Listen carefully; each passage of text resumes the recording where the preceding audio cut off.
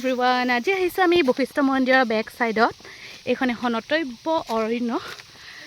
ইমান দিনে গমেই পোৱা নাছিলোঁ ইফালে যে ফুৰিব আহিব পাৰি। ইয়াতে এটা ডেম আছে, আমি এইটোকে চাবলৈ আহিলোঁ। আৰু আজি আমি বহুকেইখন স্কুলৰ শিক্ষকসকল মিলিত হৈ এটা সমূহীয়া ভোজ খাম অলপ পাছতে। তাৰ আগত আমি মানে অকণমান এনেদৰে খোজকাঢ়ি পেটটো মানে অকণমান পেটত মানে অকণমান ঠাই বনাই আছোঁ ভাত খাবলৈ।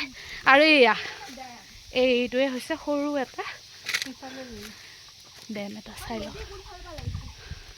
ইমান ওচৰতে থাকিও এই ঠাইখনলৈ অহা নাছিলোঁ। পৰিৱেশটো ধুনীয়া, সৰুকৈ পুখুৰীৰ নিচিনা আৰু এইখিনি দেখুৱাই দিছোঁ। এয়া আমাৰ মেম, এয়া আমাৰ গীতাশ্ৰী মেম। এইটোৱে আছিলে সৰুকৈ। লোটাছ ফুল থাকিলে বেছি ভাল লাগিলে হৈছে। মেটেকাৰ ফুল ফুলি আছে। এইটো এটা সৰু মানে বান্ধ এটা আৰু পাহাৰৰ মাজত।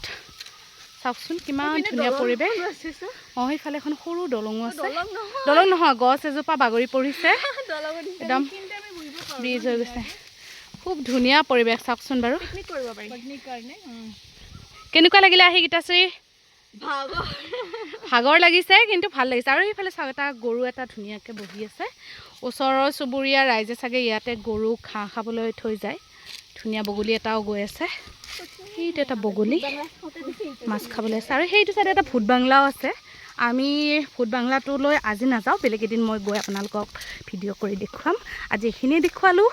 Bye bye.